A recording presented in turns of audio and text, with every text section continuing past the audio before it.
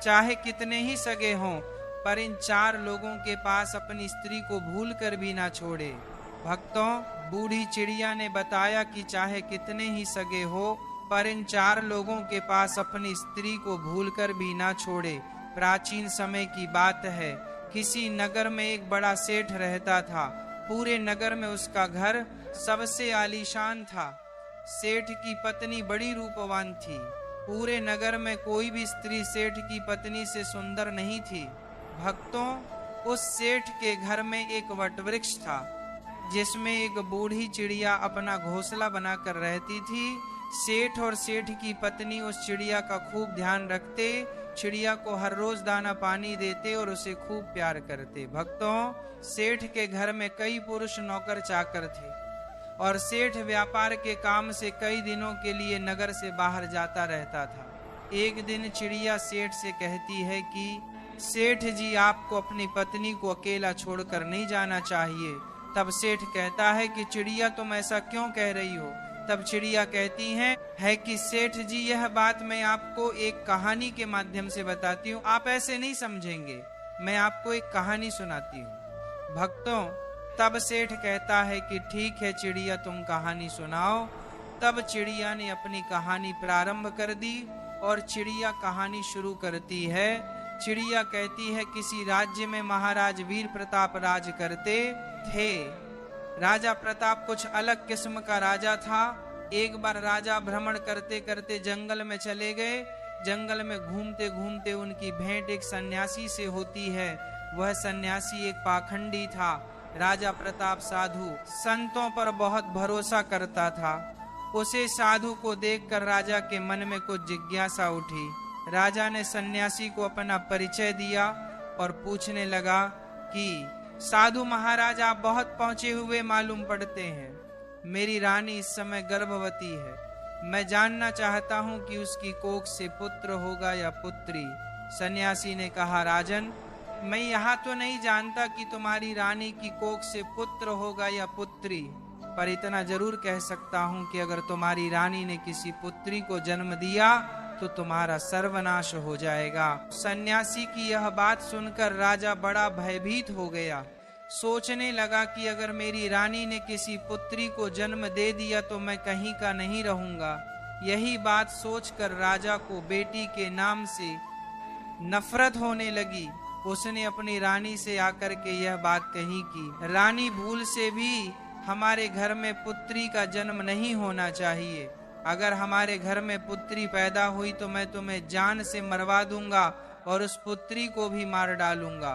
चिड़िया आगे कहती है कि सेठ जी, राजा की यह बात सुनकर रानी डर गई। वह जानती थी कि राजा बड़ा ही जिद्दी किस्म का है। अगर पुत्री का जन्म हो गया तो वह उसे मरवा सकता है। अब तो रानी रोज भगवान से प्रार्थना करती थी कि हे परमात्मा, मुझे पुत्री मत देना, वरना राजा उसे जीवित नहीं छोड़ेगी। भक्तों, भगवान की कृपा से महाराज प्रताप की रानी ने सर्वप्रथम एक पुत्र को जन्म दिया। यह देखकर रानी और राजा बहुत प्रसन्न हुए। राजा तो इसीलिए प्रसन्न हुआ कि पुत्री नहीं हुई, किंतु रानी इसीलिए प्रसन्न हुई कि अगर पुत्री होती तो कन्या हत्या का दोष लगता। कुछ समय बाद रानी ने फिर से गर्भ धारण किया। बच्चे का जब जन्म होने का समय आया, उसी दौरान राजा को किसी जरूरी काम से दूसरे राज्य में जाना पड़ गया और उसे लौटने में कई दिन लगने वाले थे। जाते जाते राजा अपनी रानी से कह गया कि यदि तुम्हारे गर्भ से बेटी का जन्म हो तो उसे मरवा देना, मैं बेटी का चेहरा नहीं देखना चाहता। इतना कहकर राजा तो चला गया और उसे अपने नगर लौटने में कई माह का समय लग गया। लेकिन इसी दौरान रानी ने एक पुत्री को जन्म दिया। जिस बात का डर था वही हो गया। बेटी को देखकर रानी घबरा गई। सोचने लगी कि राजा के आदेश के अनुसार बेटी की हत्या करनी पड़ेगी। यह निंदनीय काम मैं कैसे करूंगी? मैं एक माँ हूँ और मेरे लिए जितना मुझे बेटा प्यारा है उतनी ही बेटी प्यारी है। अब तो बेटी को देख करके रानी एकदम से रोने लगी और कहने लगी, हे भगवान, अब मैं क्या करूं? कन्या हत्या का पाप बहुत बड़ा होता है। रानी बहुत बड़े धर्म संकट में फंस चुकी थी। रानी को रोता हुआ देखकर रानी की दाई पूछने लगी थी, रानी घर में पुत्री हुई है, ये तो बड़े ही सौभाग्य की बात है, पर आप तो बैठी रो रही हो, इसका क्या कारण है? रानी बोली, दाई वास्तव में जो नहीं होना चाहिए था वही तो हो गया। तब रानी ने दाई को पूरी बात बताई कि हमारे महाराज ने इस कन्या को मारने का आदेश दिया है। अब आप ही बताइए कि मैं अबोध बच्ची की जान कैसे ले लूं। तब दाई ने रानी से कहा कि रानी तुम चिंता मत करो, तुम राजा से कह देना कि मैंने बेटी को मरवा दिया है। मैं तुम्हारी बेटी को सबके सामने मारने के लिए ले जाती हूँ, लेकिन मैं इसे मारूंगी नहीं बल्कि इसे पाल लूंगी। अगर कोई पूछेगा तो मैं कह दूंगी कि यह बच्ची मेरी भतीजी है, इससे इस बच्ची की जान भी बच जाएगी और राजा की नजरों से दूर भी हो जाएगी। इसके पालन पोषण को लेकर तो निश्चिंत रहो, मैं इसे अपनी बेटी की तरह पालूंगी। अब तो यह सुनकर रानी को बड़ी खुशी हुई। सोचने लगी कि यह बेटी भले ही मुझे देखने को ना मिले, लेकिन कम से कम वह जीवित तो बनी रहेगी। तब रानी ने बड़े उदास मन से कुछ आभूषण अपनी पुत्री के पालन पोषण के लिए उस दाई को दे दिए और दाई से रानी ने कहा, हे दाई माँ, मैं तुम्हारा यह एहसान जिंदगी भर कभी नहीं भूलूंगी। जब तुम्हारे लिए धन की जरूरत पड़ेगी तो मैं तुम्हें इससे भी अधिक धन दौलत दूंगी, लेकिन मेरी बेटी का यह सच कभी खुलने मत देना। इतना कहकर रानी ने अपनी उस बेटी को दाई के हवाले सौंप दिया और धीरे धीरे करके पूरे राज्य में और महल में यह खबर फैला दी कि दाई ने ले जाकर उस बच्ची को मार दिया और उसे जमीन में दफना दिया। दाई ने उस बेटी को ले जाने के बाद दाई ने बेटी का बहुत अच्छे ढंग से पालन पोषण करना शुरू कर दिया। जब कुछ दिनों के बाद राजा प्रताप अपने राजमहल में लौट कर आया तो राजा को भी यही बात बताई गई कि आपके जाने के बाद रानी ने एक बेटी को जन्म दिया था और उस बेटी को आपके आदेश के अनुसार मारने के बाद जमीन में दफन कर दिया। भक्तों, ये सुनकर राजा को बड़ी खुशी हुई। इधर दाई उस बच्ची को अपनी भतीजी बताकर पालने लगी और उस बच्ची को जब भी रानी को देखने की इच्छा होती थी तो दाई उसे लेकर राजमहल में चली जाती थी। उस बच्ची को देख करके रानी की ममता उमड़ने लगती। रानी चोरी चुपके उस बच्ची से प्यार कर लिया करती थी। किसी के पूछने पर दाई उसे अपने भाई की लड़की बताती थी। कन्या को देखकर रानी को बड़ा सुकून मिलता था। वो उस दाई को धन वस्त्र आभूषण दे दिया करती थी। इधर रानी के आदेश के अनुसार उस दाई ने बेटी की परवरिश में किसी प्रकार की कोई कमी नहीं छोड़ी। अब तो धीरे धीरे करके वो बेटी बड़ी होने लगी। धीरे धीरे वह जवान होती चली गई। राजमहल में उसका पालन पोषण नहीं हुआ था, एक गरीब के घर में हुआ था, पर फिर भी वह एक सुंदर राजकुमारी की तरह दिखती थी। धीरे धीरे वह सुंदर यौवन से संपन्न हो गई। जब वह जवान हो गई तो दाई ने उसे राजमहल ले जाना बंद कर दिया। वह पूरे दिन दाई के घर में ही रहती थी। भक्तों, एक दिन राजा प्रताप अपने नगर का भ्रमण कर रहा था। जब उसकी सवारी उसे दाई के घर के सामने से होकर निकली तो वह कन्या अपने घर की छत पर खड़ी होकर स्नान करने के बाद अपने बालों को सुखा रही थी। धूप थी तो वह उस समय तो और भी ज्यादा सुंदर प्रतीत हो रही थी। हाथी पर बैठे राजा प्रताप की अचानक उस कन्या पर नजर चली गई। उस कन्या को देखकर राजा को बिजली जैसा झटका लगा, क्योंकि वह नव युवती थी। राजा उसकी सुंदरता पर मोहित हो गया। राजा ने उसी समय अपने मंत्री से पूछा कि मंत्री, यह राजकुमारी जैसी दिखने वाली कन्या कौन है? मुझे तो उसके रूप ने घायल कर दिया है, अति शीघ्र इसका पता लगाओ। मंत्री ने तुरंत पता लगाकर राजा को बताया, महाराज, यह कन्या एक बूढ़ी औरत की भतीजी है। भक्तों, रात भर राजा को नींद नहीं आई। बार बार उसी लड़की का चेहरा राजा की आंखों के सामने आ जाता था। सवेरा होते ही राजा ने मंत्री से कहा, मंत्री, वह लड़की बहुत सुंदर है, उसने मेरी रातों की नींद उड़ा दी। उसकी मूरत मुझे बार बार परेशान करती है, उसके बिना तो अब मैं रह नहीं पाऊंगा। एक काम करो, कुछ लोगों को साथ ले जाकर आप उस बूढ़ी औरत के घर जाइए और उस लड़की के साथ मेरे विवाह की बात कीजिए। भक्तों, उसी दिन राजा के कहने पर राजा का मंत्री अपने कुछ सैनिकों को साथ लेकर उस लड़की का हाथ मांगने उस बूढ़ी औरत के घर जाता है और सारी बात उस दाई को बताता है कि हमारे राजा साहब आपकी बेटी से विवाह करना चाहते हैं, आपकी पुत्री को राजा साहब अपनी रानी बनाना चाहते हैं। मंत्री के ऐसे ऐसे शब्दों को सुनने के बाद में दाई के एकदम से होश उड़ गए। दाई मन में सोचने लगी, हे भगवान, ये कैसा अनर्थ होने जा रहा है, आखिर अब मैं क्या करूं? ये कन्या तो उसी राजा की बेटी है और राजा इस बात को नहीं जानता है। अब उसी समय उस बूढ़ी माँ ने साफ इनकार करते हुए कहा, मैं एक गरीब स्त्री हूँ, मेरी भतीजी राजा साहब के लायक नहीं है, इसलिए आप दोबारा इस रिश्ते को लेकर कभी मेरे घर मत आना। मंत्री ने कहा, हे माँ, तुम कैसी मूर्ख स्त्री हो, राजा के साथ अपनी बेटी का विवाह करने से इनकार कर रही हूँ। तुझे तो अपना भाग्य समझना चाहिए कि राजा स्वयं तेरी बेटी से विवाह करने का इच्छुक है। मंत्री के बार बार कहने पर भी उस बूढ़ी औरत ने राजा के साथ बेटी का विवाह करने से इनकार कर दिया। हार कर मंत्री वापस चला गया और राजा को सारी बात बताई कि वह बुढ़िया आपके साथ अपनी बेटी का विवाह करने से इनकार कर रही है। भक्तों, फिर राजा ने और कुछ लोगों को बुढ़िया के घर पर भेजा और उनके द्वारा हजारों तरह के लालच दिए, उसे डराया धमकाया भी, परंतु वह बूढ़ी औरत इस प्रस्ताव के लिए राजी नहीं हुई। बुढ़िया का हाल देखकर राजा एकदम गुस्से से भर गया। राजा ने उसी समय तुरंत ही हुक्म दे दिया कि उस बूढ़ी औरत को पकड़कर हमारे दरबार में लेकर जल्दी से जल्दी आओ। तब राजा का आदेश पाने के बाद में राजा के सिपाही तुरंत ही दौड़े दौड़े गए और उस बूढ़ी औरत को बंदी बनाकर ले आए। बंदी बनाने के बाद दरबार में लाकर उस बूढ़ी औरत की खूब पिटाई की। सैनिकों की मार को स्त्री बर्दाश्त नहीं कर पाई। कोड़ों की मार पड़ते ही बूढ़ी औरत राजा के सम्मुख एकदम से चीख कर गिर पड़ी और उसने सारी सच्चाई बता दी कि है महाराज, वह लड़की कोई और नहीं बल्कि आपकी ही सगी बेटी है।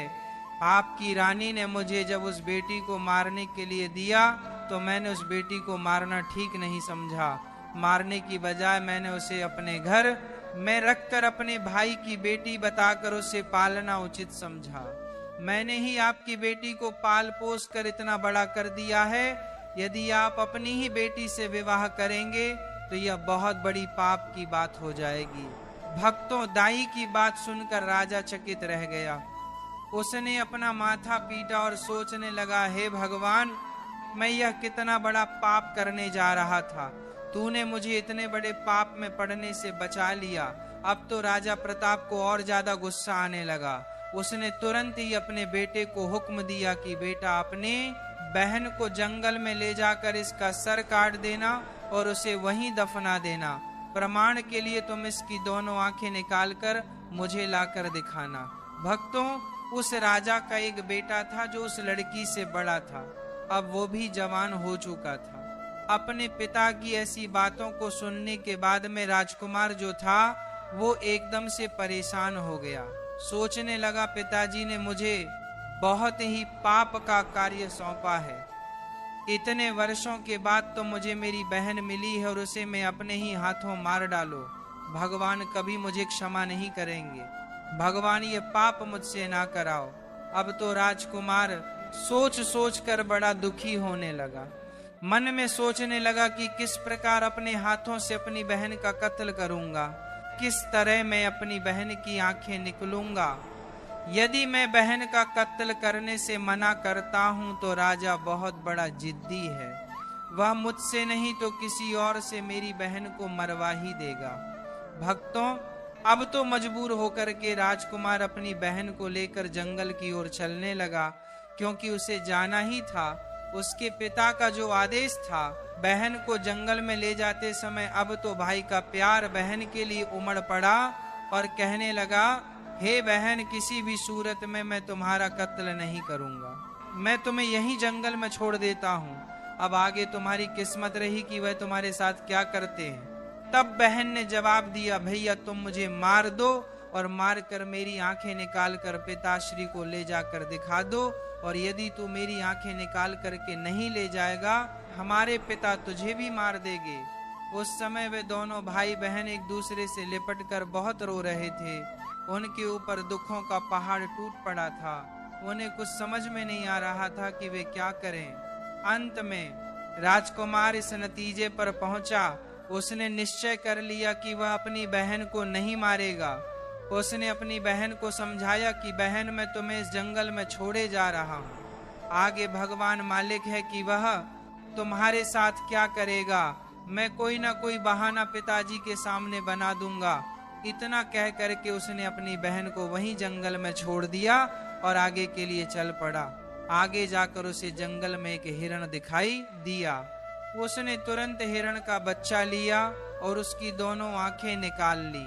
उसके बाद वह अपने पिता के समक्ष पहुंचा और वहीं हिरण की दोनों आंखें दिखाते हुए कहा, पिताजी मैंने बहन को मार कर एक नदी में फेंक दिया है।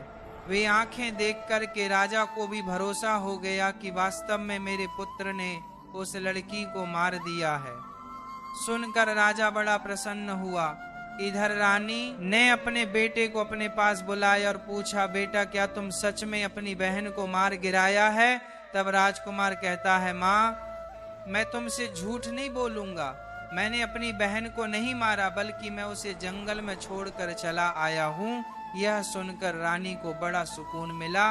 वह भगवान से प्रार्थना करने लगी, हे भगवान तुम्हारा बहुत बहुत धन्यवाद जो तुमने मेरे बेटे को सद्बुद्धि दी। मेरी बेटी जंगल में अकेले भटक रही होगी, तुम उसकी रक्षा करना और उसे ऐसी जगह पर लगा देना कि उसके जीवन की नैया पार हो जाए। जब उसे जन्म दिया है तो वह अपना पूरा जीवन जीकर ही मृत्यु को प्राप्त हो। भक्तों, इधर राजकुमारी जंगल में पत्ते फूल खाकर धीरे धीरे करके अपना गुजारा करने लगी। पेड़ पत्थर और कटीली झाड़ियां के बीच घूमते घूमते उसके वस्त्र बिल्कुल फट चुके थे। वह अर्धनग्न अवस्था में उसी जंगल में भटक रही थी। कई दिन उसे जंगल में बीत चुके थे। एक दिन ऐसा भी आया कि उसके शरीर पर कोई भी वस्त्र नहीं बचा। वह वृक्षों से फल फूल खाकर अपना दिन गुजार दी थी और घनी झाड़ियों के बीच छिप कर सो जाती थी। एक दिन उसी जंगल में एक दूसरे राज्य का राजा चंद्रभान शिकार करने के लिए आया। इधर राजकुमारी वृक्षों से फल तोड़कर खा रही थी। जैसे ही उसके कानों में घोड़े की आवाज पहुंची तो राजकुमारी घनी झाड़ियों के बीच छिपकर बैठ गई। संयोग से राजा उसी वृक्ष के नीचे आकर विश्राम करने के लिए बैठ गया। अचानक राजा की नजर उन झाड़ियों के बीच गई। उसने देखा कि झाड़ियों के बीच कोई बैठा है। किसी मनुष्य की आकृति नजर आ रही थी। राजा ने फौरन आवाज लगाई, तुम कौन हो और झाड़ियों के बीच में क्या कर रहे हो? तुम जो भी हो फौरन बाहर निकल कर आओ। मैं तुम्हें विश्वास दिलाता हूँ मैं तुम्हें कोई हानि नहीं पहुंचाऊंगा। राजा की बात सुनकर झाड़ियों के बीच से राजकुमारी ने आवाज दी, हे राजकुमार मैं एक दुखी लाचार स्त्री हूँ। मेरे बदन पर वस्त्र नहीं है, मैं निर्वस्त्र हूँ। यदि तुम कोई वस्त्र मुझे दे दो तो मैं उसे पहनकर बाहर आ जाऊंगी। किसी स्त्री की आवाज सुनकर राजा आश्चर्य चकित था कि इस जंगल के बीच में भला ये स्त्री क्या कर रही है, जरूर किसी दोहक की मारी होगी। तब राजा ने जो चादर अपने गले में डाले था उसे झाड़ियों के बीच फेंक दिया और उसके बाद उस राजकुमारी ने अपने बदन को उस चादर से अच्छी तरह से ढका और उसके बाद राजा चंद्रभान के सामने आई। राजा ने जब उसकी सुंदरता को देखा तो वह उसे देखता ही रह गया। सोचने लगा, वह इतनी सुंदर स्त्री मैंने अपने जीवन में पहले कभी नहीं देखी है। किसने इसे जंगल में छोड़ दिया है? यह तो हमारी रानी बनने के योग्य है। तब राजा ने अपने बारे में राजकुमारी को बताया और बोला कि सुंदरी तुम जो भी हो उससे मुझे कुछ मतलब नहीं है। अब मैं तुम्हें अपनी रानी बनाना चाहता हूँ। राजा की बात सुनने के बाद में वह राजकुमारी भी उसकी पत्नी बनने के लिए राजी हो जाती है। कहते हैं डूबते को तिनके का सहारा ही बहुत है। यहाँ तो फिर भी एक राजकुमार था जो उसे अपनी पत्नी बनाना चाहता था। इसके बाद राजा उस कन्या को अपने घोड़े पर बैठाकर अपने राज्य में आया।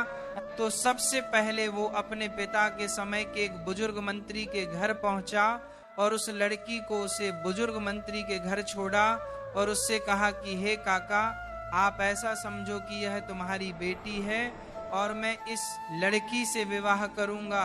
यदि मैं ऐसे अपने महल में इसे ले जाता हूं तो लोग कहेंगे कि राजा किसी को कन्या को भगा लाया है, इससे मेरी मान प्रतिष्ठा पर ठेस पहुंचेगी। मैं इससे विधि विधान के अनुसार विवाह करके इसे अपने घर ले जाना चाहता हूं। तब तक यह तुम्हारे घर तुम्हारी बेटी बनकर रहेगी और मैं कल कई लोगों के साथ तुम्हारे घर पर रिश्ता मांगने आऊंगा और फिर इसे ब्याह कर अपने घर ले जाऊंगा। तब मंत्री ने जवाब दिया, महाराज, यह आपकी अमानत है और यह अब मेरी बेटी है। जब आपका मन करे तब आप इससे विवाह कर ले जाना, मैं तब तक इसका ठीक से ख्याल रखूंगा। भक्तों, अगले दिन राजा का सेनापति और उसका मंत्री उस बूढ़े मंत्री के घर पर गए और उस राजकुमारी का अपने राजा के लिए हाथ मांगा।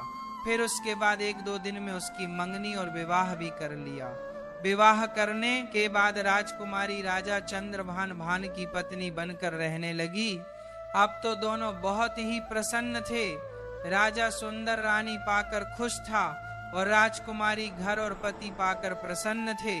राजा चंद्रभान ने शादी के बाद भी अपनी पत्नी से कभी उसका परिचय नहीं पूछा। इसी प्रकार दोनों को एक साथ रहते रहते 2 वर्ष बीत गए। धीरे धीरे वह समय भी आ गया जब रानी ने पुत्र को जन्म दिया। अब तो राजा चंद्रभान और भी ज्यादा खुश हो गया। एक दिन राजा ने अपनी रानी से पूछा, हे प्रिय, अब हम दोनों एक पुत्र के माता पिता बन चुके हैं। हमारा संबंध अटूट हो गया है। अब तुम मुझे अपने कुल, खानदान और अपने अतीत के बारे में समझाओ। तब राजकुमारी ने किसी प्रकार से उस बात को टाल दिया। इसी प्रकार से कई वर्ष बीत गए। कुछ समय बाद रानी ने फिर एक पुत्र को जन्म दिया। तब राजा ने फिर से अपनी रानी से वही बात दोहराई। राजकुमारी अपने बीते कल की बातें अपने पति को नहीं बताना चाहती थी, लेकिन राजा ने उनका अतीत जानने की बहुत इच्छा जताई। रानी भी जानती थी कि राजा साहब उनसे बहुत प्रेम करते हैं। तब राजकुमारी ने राजा के पूछने पर अपने जीवन की सारी कहानी सच सच कह सुनाई। जब राजा ने राजकुमारी के मुख से ऐसी दुख भरी दास्तान सुनी तो उसकी भी आंखों में आंसू आ गए। राजा उसके पिता को धिक्कारने लगा। उसके बाद रानी से बोला कि रानी, अगर मैं तुम्हें तुम्हारे पिता से मिलाने ले चलो तो क्या तुम मेरे साथ चलोगी? उस राजकुमारी ने अपने पिता से मिलने से इनकार कर दिया। राजा ने बहुत आग्रह किया कि तुम्हें एक बार अपने पिता से जरूर मिलना चाहिए। राजा के बार बार निवेदन करने पर रानी अपने पिता से मिलने को तैयार हो गई। अगले दिन राजा ने राजा प्रताप के यहाँ जाने का निश्चय किया। रथ सजाया गया, जाने की पूरी तैयारी हो गई। तभी राजा के पास एक जरूरी काम आ गया। राजा को बहुत जरूरी अपने दूसरे शहर में जाना था। तो राजा ने अपने मंत्री और सेनापति से कह दिया कि तुम सेना की एक टुकड़ी लेकर रानी के साथ चले जाओ, मैं अपना काम निपटा कर वहीं पहुंच जाऊंगा। इस प्रकार राजा चंद्रभान ने अपने मंत्री और सैनिकों के साथ में अपनी रानी और बच्चों को राजा प्रताप के राज्य को रवाना कर दिया। रानी को भली भांति समझा दिया कि अपने पिता के यहाँ जाकर तुम घबराना मत, मैं तुम्हारे पहुंचने से पहले तुम्हारे माता पिता के यहाँ पहुंच जाऊंगा। इधर राजा चंद्रभान का मंत्री और सेनापति कुछ सेना को साथ लेकर राजकुमारी के साथ राजा प्रताप के राज्य की तरफ चल पड़े। राजा चंद्रभान के राज्य से राजा प्रताप का राज्य काफी दूर था, इसलिए चलते चलते रास्ते में ही उन्हें शाम हो गई। एक जगह पर उन्होंने अपने डेरा तंबू जमा दिए। रात भर वहीं रुकने का निश्चय किया। जहां पर राजकुमारी का डेरा लगाया गया था, उसी जगह पर मंत्री ने भी अपना डेरा लगा दिया। ठीक उसके बराबर में मंत्री का डेरा देख करके राजकुमारी ने जवाब दिया है, मंत्री, क्या तुम जानते हो कि मैं एक राजा की बेटी हैं? और एक राजा की पत्नी भी, तुम मेरे बराबर में यह डेरा क्यों लगवा रहे हो? तुम अपना डेरा ले जाकर कहीं दूसरी जगह लगाओ। तब मंत्री ने जवाब दिया है, रानी साहिबा, महाराज ने हमें आपकी देख के लिए भेजा है। यदि आपको और आपके बच्चों को कुछ हुआ तो हम राजा को क्या जवाब देंगे? प्रिय दर्शकों, इधर राजकुमारी के बार बार मना करने पर मंत्री बिल्कुल नहीं माना। फिर क्या हुआ? इधर शाम को सबने खाना खाया, रात्रि का समय हो गया। सभी लोग पैदल यात्रा चल कर आए थे। हारे थके होने के कारण वे सब जल्दी ही सो गए। रात्रि के दूसरे पहर में मंत्री जो था राजकुमारी के डेरे में घुस आया। जैसे ही मंत्री राजकुमारी के डेरे में घुसा तो तुरंत ही एकदम से राजकुमारी उठकर बैठ गई। वह मंत्री की बुरी मंशा को भांप गई थी। अब तो राजकुमारी को अंदाजा हो गया था कि मंत्री के मन में किसी न किसी प्रकार का जरूर खोट है। जैसे ही मंत्री को राजकुमारी ने अपने डेरे में देखा तो एकदम से ललकार कर बोली, खबरदार, जो मुझे छुआ तो यहाँ से तुरंत बाहर निकल जाओ। रानी ने मंत्री को बार बार वहां से बाहर जाने के लिए कहा, लेकिन मंत्री ने कोई बात नहीं मानी। मंत्री धीरे धीरे करके आगे बढ़ता ही चला गया। तब राजकुमारी ने जवाब दिया है, दुष्ट मंत्री, क्या तुम्हें अंदाजा है कि तुम यह क्या करने जा रहे हो? भलाई चाहते हो तो अभी यहाँ से बाहर निकल जाओ। उस राजकुमारी की बात मंत्री ने अनसुनी कर दी। तब उसी समय पर राजकुमारी ने अपने बड़े बेटे को मंत्री के सामने कर दिया और बेटे को सामने खड़ा करने के बाद राजकुमारी ने मंत्री को भगवान और बेटे की दुहाई दी, कसम दी, लेकिन वह पीछे लौटने के लिए मंजूर नहीं हुआ। उस मंत्री के दिमाग में शैतान घुस चुका था, वह वासना में अंधा हो चुका था। उस समय उसे कुछ दिखाई नहीं दे रहा था। उसके दिल और दिमाग में रानी का सुंदर चेहरा बसा हुआ था। मंत्री एकदम आगे बढ़ा और तलवार निकलने के बाद राजकुमारी के बड़े बेटे का सिर धड़ से अलग कर दिया। बेटे का सर काटने के बाद में राजकुमारी तुरंत ही समझ गई कि यह दुष्ट मंत्री अब नहीं मानेगा। तो अपनी लाज बचाने के लिए रानी ने कुछ नरम रुख अपनाते हुए कहा, तुम थोड़ी देर ठहरो, मैं अभी आती हूँ। उसके बाद में जो तुम्हारे मन में हो वह तुम कर लेना। इतना कहने के बाद में रानी उस तंबू से बाहर निकल गई और वहां से भागकर जंगल में चली गई।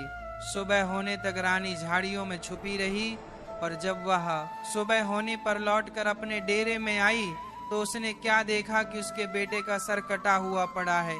अपने बेटे की लाश देखने के बाद में अब तो रानी की हालत और भी ज्यादा खराब हो गई, लेकिन वह कर भी क्या सकती थी? उस शैतान के सामने वह बेबस थी। बेटे की मृत्यु का गम अपने मन में छुपाए वह उनके साथ आगे को चल पड़ी। चलते चलते जब वह शाम के होने पर एक जगह पर और रुके। अब तो दूसरी रात के लिए अगला डेरा डाला गया तो राजकुमारी के डेरे के पास में सेनापति ने अपना डेरा लगाया। तब राजकुमारी ने उस सेनापति को बुलाकर कहा कि तुम अपने डेरे को यहाँ से दूर हटा करके लगाओ। तब सेनापति ने जवाब दिया है, राजकुमारी, मेरी जिम्मेदारी है कि मैं आपकी सुरक्षा करूं। राजकुमारी के बार बार मना करने पर भी उस सेनापति ने अपने डेरे को वहां से दूर नहीं लगाया। अब तो राजकुमारी को सब समझ में आ चुका था। इस चिंता को लेकर राजकुमारी पूरी रात सो नहीं। जैसे ही आधी रात होती है तब उसी समय पर सेनापति के दिमाग में वासना का शैतान घुस जाता है। वह राजकुमारी के डेरे में रात्रि के समय में प्रवेश कर गया तो राजकुमारी ने उस सेनापति को भी ललकार कर कहा कि हे सेनापति, क्या तुम जानते नहीं कि मैं कौन हूँ? तुम्हें पता होना चाहिए मैं एक राजा की पत्नी हूँ, राजा की बेटी भी है। यह सब जानते हुए भी तुम मेरे डेरे में घुसे चले आ रहे हो। तुम तुरंत ही मेरे तंबू से बाहर निकल जाओ। वह दुष्ट सेनापति कहाँ मानने वाला था? उसके हृदय में तो काम वासना उत्पन्न हो गई थी। वह तो काम वासना के चक्कर में अंधा हो चुका था।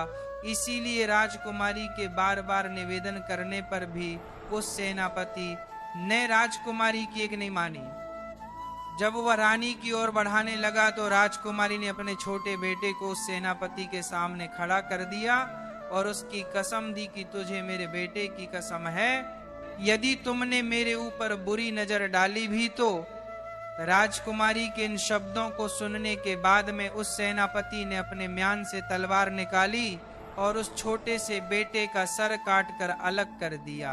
इस प्रकार से राजकुमारी के दूसरे बेटे का भी सिर कट गया। तब उसी समय पर राजकुमारी ने कहा कि सेनापति तुम थोड़ा सा रुको, मैं अभी आती हूँ, उसके बाद में जो तुम्हारी इच्छा हो वह तुम मेरे साथ कर लेना। तो राजकुमारी वहां से भाग निकली और भागते भागते वह जंगल में चली गई। आगे जाकर उसे एक गहरी नदी दिखाई दी। अब तो राजकुमारी ने मन में यह दृढ़ निश्चय कर लिया कि जब मेरी संतान ही नहीं रही, मेरे बच्चे ही नहीं रहे, तो फिर मैं जीकर क्या करूंगी। ऐसा निश्चय करके वह मरने के उद्देश्य से नदी में कूद गई। परंतु पानी का बहाव इतना तेज था, जैसे ही रानी उसे नदी में कूद ही तो पानी का बहाव उसे एकदम खींच ले गया। जंगल के एक छोर पर नदी बहती हुई जा रही थी। नदी में बहते बेटे जंगल के उसी किनारे पर जाकर लगी। सुबह हो चुकी थी। वहां पर 2 सन्यासी महात्मा उसी नदी में अपने गुरु के वस्त्र धोने के लिए आए थे। उसी समय उन सन्यासी महात्माओं ने देखा कि कोई औरत इस नदी में बहते हुए हमारी तरफ आ रही है। तो उन दोनों योगियों ने रानी को पकड़कर बाहर निकाल लिया। अब तो राजकुमारी के पैरों तले जमीन खिसक गई। अब राजकुमारी मन में सोचने लगी कि उस मंत्री और सेनापति से मुझे जैसे तैसे छुटकारा तो मिल गया, अब यहाँ से इन दोनों योगियों ने मुझे घेर लिया है। जैसे ही 2 योगियों ने राजकुमारी को पकड़ा, तब तक 4 सन्यासी महात्मा और आ पहुंचे। अब तो राजकुमारी और भी ज्यादा डर गई। सोचने लगी, अब तो मैं यहाँ पर और भी बड़ी मुसीबत में फंस गई हूँ। अब क्या होगा। वो रानी इतनी सुंदर थी कि जो कोई उसे देख लेता था वो पागल हो जाता था। अब तो वो महात्मा आपस में लड़ने लगे, एक दूसरे के साथ धक्का मुक्की करने लगे, एक दूसरे को धक्का देकर कहने लगे, यह राजकुमारी मेरी है, यह मेरी है। आखिर अंत में संत महात्माओं ने यह सोचा कि ऐसे तो हम में कोई फैसला नहीं हो पाएगा, हम अपने गुरुजी के पास में इस राजकुमारी को लेकर चलते हैं, वहीं हमारा फैसला करेंगे। अपने गुरुजी के पास पहुंचने के बाद में उन योगियों ने राजकुमारी को देखते हुए अपनी इच्छा जाहिर की। अपने शिष्यों को एक स्त्री के पीछे आपस में लड़ते देखा तो गुरु समझने लगे। मित्रों, जो योगियों के जो गुरु थे वह बड़े ही विद्वान और तपस्वी संत थे। गुरुजी ने उस औरत को देखते ही समझ लिया कि यह स्त्री जो है यह कोई राजघराने से है। फिर उन्होंने अपने शिष्यों को समझाया कि हे शिष्य, तुम 6 भाई हो और तुम्हारी कोई बहन नहीं है, तुम एक काम करो, इसे अपनी बहन के रूप में स्वीकार कर लो। यदि यह तुम्हारी बहन बनकर तुम्हारे आश्रम पर रहेगी तो एक न एक दिन तुम्हारी जिंदगी बदल जाएगी। इस प्रकार गुरु के समझाने पर उनके समझ में आ गया और उन्होंने रानी को अपनी बहन बना लिया। वह साधु उसके ही पिता राजा प्रताप के राज्य में रहते थे। अब तो उस राजकुमारी को पता चल चुका था कि वह अपने बाप के राज्य में प्रवेश कर चुकी। रानी उन्हें महात्माओं के आश्रम पर रहने लगी। वे महात्मा उसे अपनी बहन की तरह रखते थे। प्रिय दर्शकों, चिड़िया आगे कहती हैं कि है सेठ जी, उधर राजा चंद्रभान अपने मंत्री और सेनापति और सेना से आकर मिला तो उसने अपनी पत्नी और बच्चों को वहां पर नहीं देखा। आकर के राजा ने सेनापति और मंत्री से अपनी पत्नी और बच्चों के बारे में पूछा तो मंत्री और सेनापति एक साथ एक स्वर में मिलकर बोलने लगे, हे महाराज, मुझे क्षमा करना, आपकी रानी नहीं थी, वह तो एक डायन थी। अब आपके दोनों पुत्रों को मारने के बाद में वह रानी यहाँ से भाग गई। उन्होंने इस प्रकार से कहा कि राजा चंद्रभान को विश्वास हो गया। सोचा कि अगर कोई झूठ बोलेगा तो एक बोलेगा, दूसरा क्यों बोलेगा। तो राजा चंद्रभान ने हुक्म दिया कि अब तो हम उसके पिता राजा प्रताप के पास जरूर जाएंगे। अति शीघ्र सब लोग राजा प्रताप के पास चलिए। उधर तो राजा चंद्रभान अपने सेनापति और मंत्री के साथ अपनी पत्नी के पिता के पास जाता है। इधर राजकुमारी ने अपने 6 भाइयों से कहा, जो उस समय योगी के रूप में थे, कि हे भाइयों, तुम सभी राजा के पास जाओ और राजा से कहना कि हमारी बहन आपके दरबार में किस्सा सुनाना चाहती है। यदि राजा साहब किस्सा सुना चाहा तो हम उन्हें दरबार में बुलाकर लाएं, क्योंकि इधर राजकुमारी को पता था कि हमारे पिता को किस्सा सुनना बहुत अच्छा लगता है। अब तो 6 योगी भिक्षा के बहाने राजा वीर के दरबार में पहुंच गए। उन्होंने राजकुमारी के द्वारा ही बात राजा के सम्मुख जाकर रखी। योगियों की बात सुनने के बाद राजा ने तुरंत ही उन्हें इजाजत दे दी। अब तो किस्सा सुनाने के लिए अगले दिन योगी अपनी बहन को लेकर राज दरबार में पधारे। उस समय राजकुमारी जोगियों के भेष में थी, इसलिए कोई पहचान नहीं पाया। जब उसने राज दरबार में किस्सा सुनाया तो सब लोग बड़े ध्यान से सुनने लगे। राजा को उस लड़की का किस्सा बहुत पसंद आया। अब तो राजा ने बहुत सारा इनाम दिया। सभी योगी बोले, महाराज जब भी आपके किस्सा सुनने की इच्छा होगी तो हम अपनी बहन को ले आया करेंगे। अब तो वह रोज अपने भाइयों के साथ राजा के दरबार में किस्सा सुनाने आया करती थी। इस प्रकार वह राजकुमारी रोज राजा को कहानी सुनाने के बाद में इनाम पार्टी तथा अपने योगी भाइयों के साथ वापस लौट जाती थी। अब तो धीरे धीरे उन सन्यासियों के दिन ही बदल गए। पहले वहां योगी नगर नगर जाकर भिक्षा मांगते थे, अब तो उन्हें राजा से ही इतना धन प्राप्त हो जाता था कि कहीं मांगने की जरूरत नहीं पड़ती थी।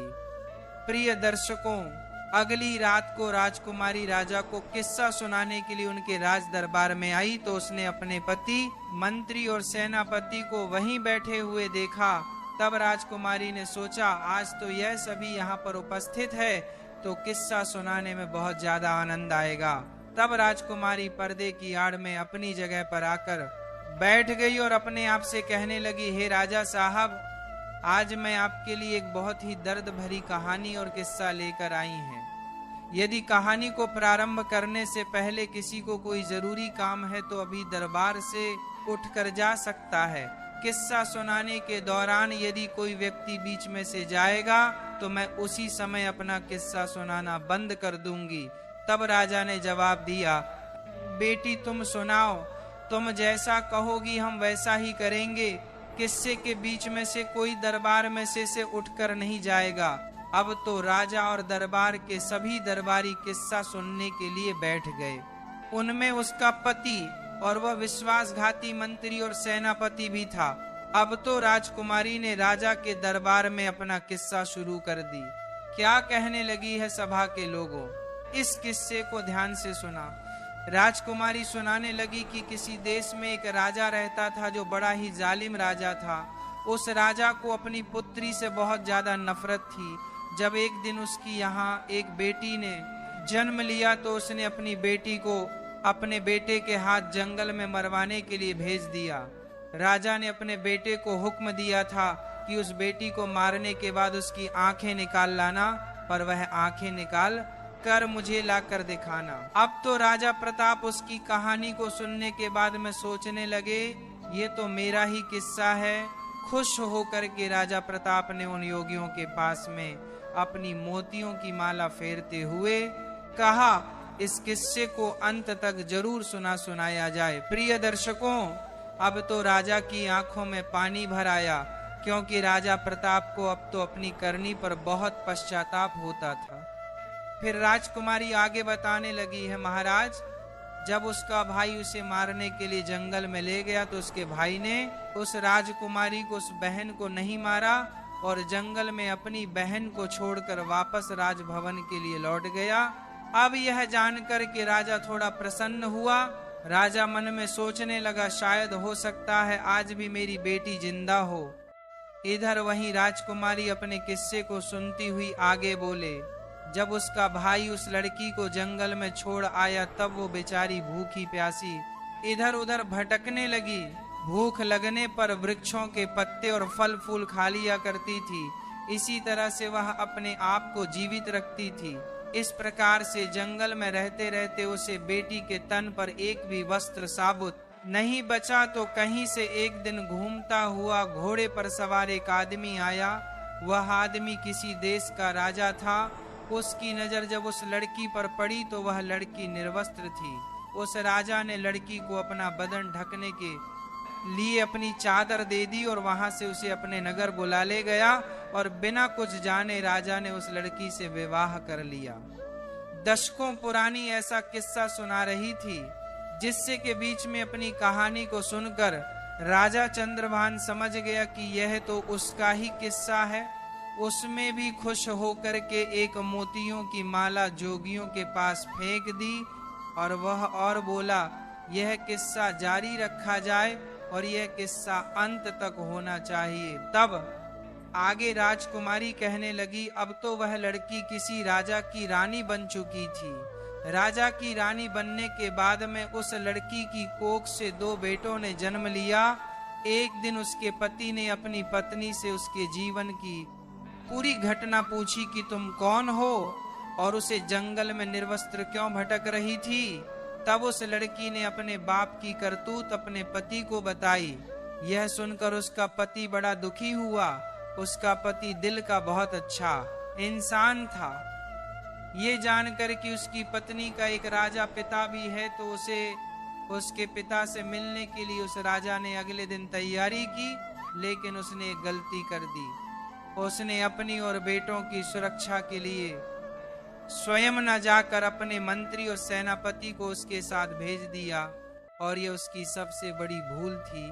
क्योंकि कहते हैं चाहे कोई कितना ही सगा क्यों ना हो, अपनी जवान स्त्री, जवान बहन, जवान बेटी को किसी दूसरे पर भरोसा करके उसके साथ भेजना नहीं चाहिए और ना ही उसके पास छोड़ना चाहिए, चाहे वह कितना ही वफादार और विश्वास पात्र हो। मगर जब वासना दिमाग पर हावी होती है तो सारी वफादारी, सारा विश्वास धरा रह जाता है। और स्त्री तो वैसे भी पुरुष के लिए आकर्षण का केंद्र होती है। अगर वह अकेली किसी अन्य पुरुष के साथ जाती है या ठहरती है तो उसके मन में कामरूपी विचार आ ही जाता है। भूल कर भी कभी अपनी बहन बेटी किसी अन्य के साथ नहीं छोड़ना चाहिए। खास करके तब तो और भी नहीं छोड़ना चाहिए जब कोई पुरुष जवान हो, सुंदर हो, अकेला हो। कहते हैं धन और विद्या या जिसके पास रहती है उसी की हो जाती है। राजकुमारी इधर राजा प्रताप के दरबार में अपना किस्सा सुना रही थी। राजा प्रताप और राजा चंद्रभान उस किस्से को बड़े ध्यान से सुन रहे थे। राजकुमारी आगे कहती हैं कि उधर उस राजा ने अपनी पत्नी और बच्चों को मंत्री और सेनापति के साथ भेज दिया। सफर ज्यादा लंबा था। चलते चलते जब रास्ते में सूर्यास्त हो गया तो उन्होंने वहीं रुकने का निश्चय किया। मंत्री ने अपना डेरा रानी के डेरे के बराबर में लगवाया। रानी ने इसका बहुत विरोध किया पर वह नहीं माना। तो रात्रि के समय में मंत्री ने उस राजकुमारी के साथ में दुष्कर्म करने की सोची। राजकुमारी के बार बार निवेदन करने पर भी वह दुष्ट मंत्री नहीं माना, बल्कि उसने राजा के बेटे का भी कत्ल कर दिया। जब बेटे का कत्ल कर डाला तो रानी अपना धर्म बचाने के लिए मंत्री से बहाना बनाकर जंगल में भाग गई। रात उसने जंगल में गुजार कर जैसे तैसे उस बेचारी ने अपने पतिव्रत धर्म को बचाया। जब दूसरे दिन को रानी अपने डेरे में वापस आई तो उसे अपने बेटे की लाश भी नहीं मिली। जैसे जैसे कहानी आगे बढ़ती जा रही थी तो उधर मंत्री के होश खराब होते जा रहे थे। अब तो धीरे धीरे करके वह मंत्री भी बहाना बनाते हुए राजा के दरबार से उठकर जाना चाहता था, तो राजा ने तुरंत ही उसे डांट कर बैठा दिया। तब रानी आगे सुनाने लगी। अब दूसरे दिन को जब वो वहां से आगे को चले और एक जगह रास्ते में फिर डेरा तंबू लगाए तो उस रात सेनापति डेरी में घुसकर दुष्कर्म की लालसा से रानी के पास जा पहुंचा। रानी ने पहले तो उसे खूब ललकार कर समझाया कि वह यहाँ से चला जाए, लेकिन वह दुष्ट लौटने को तैयार नहीं हुआ। रानी ने उसे अपने छोटे बेटे की कसम दी। ये कहानी सुनकर सेनापति भी घबराने लगा। सोचने लगा यहाँ तो मेरा भेद खुल रहा है। वह भी उठकर भागने को हुआ तो राजा ने उसे भी बैठा दिया। राजा चंद्रभान ने कहा, क्यों भाई, सच्चाई तुमसे सुनी नहीं जा रही क्या? सेनापति भी अपना मुंह लटका कर चुपचाप बैठ गया। इधर किस्सा जारी था। राजकुमारी कहने लगी, फिर उसके बाद सेना ने भी रानी के छोटे बेटे का कत्ल कर दिया। वह गलत भाव लेकर रानी के पास बढ़ता गया तो उसी समय पर किसी न किसी प्रकार से वह राजकुमारी अपनी जान बचा करके वहां से भाग निकली और वहां से एक नदी में कूद गई। लेकिन उसकी किस्मत ने वहां पर उसका साथ नहीं दिया। वह बेचारी जिंदा बच गई। उसे नदी में बहते बहते वह चली गई और जंगल के दूसरे छोर पर 6 योगियों के हत्थे चढ़ गई। और सन्यासियों ने भी उस राजकुमारी को अपनी पत्नी बनाना चाहा, परंतु उनके महान बुद्धिमान गुरुजी ने उन सन्यासियों से यहाँ पाप होने से बचा लिया। और गुरुजी के बार बार समझाने पर सन्यासियों ने उस राजकुमारी को अपनी बहन के रूप में स्वीकार कर लिया। फिर वह भाई बहन अपने यहाँ जो राजा था उसे राजा के यहाँ पर किस्सा सुनाने के लिए रोज अपनी बहन को ले जाने लगे। दर्शकों, इतनी कहानी सुनने के बाद में वह राजकुमारी अपना पर्दा हटाकर राजा के सामने आकर खड़ी हो गई। अपनी कन्या को देखकर राजा प्रताप भी पहचान गए और उधर अपनी पत्नी को देखकर राजा चंद्रभान की आंखें भर आई। पत्नी को सामने देखकर राजा चंद्रभान बहुत प्रसन्न हुआ, लेकिन अपने पुत्रों की मृत्यु का दुख से खाए जा रहा था। राजा चंद्रभान राजा प्रताप से आज्ञा मांगने लगा कि महाराज, मेरा मंत्री और मेरा सेनापति मेरा ही शत्रु है, इसे मैं स्वयं दंड देना चाहता हूँ। तब इस तरह से राजा चंद्रभान ने उन दोनों के सर कलम कर दिए। पापियों को उनके करने का दंड मिल चुका था। इधर राजा प्रताप ने अपनी बेटी को सीने से लगा लिया और बार बार उसे अपने किए की क्षमा मांगने लगा। बेटी ने अपने पिता को क्षमा कर दिया। इस प्रकार से राजकुमारी अपने पति के साथ कुछ दिन तक अपने पिता के घर पर रही। फिर उसके बाद बड़ी हंसी खुशी के साथ उसके पिता ने अपनी बेटी की बड़ी धूमधाम से विदाई की। राजा चंद्रभान अपनी पत्नी को लेकर अपने नगर लौट आया और हंसी खुशी के साथ समय व्यतीत करने लगे। कुछ ही समय में रानी ने 2 बेटों को और जन्म दिया। अब तो उनकी खोई हुई खुशी सारी वापस आ चुकी थी। प्रिय दर्शकों, भगवान अगर किसी के पक्ष में होता है तो कोई भी उसका बाल बांका नहीं कर सकता। चाहे कोई कितना ही प्रयास कर ले, कोई उसे मार नहीं सकता। मृत्यु, जीवन, मरण या विधाता के हाथ में होता है, इंसान के हाथ में कुछ नहीं। भक्तों, आज की कथा यहीं पर समाप्त होती है।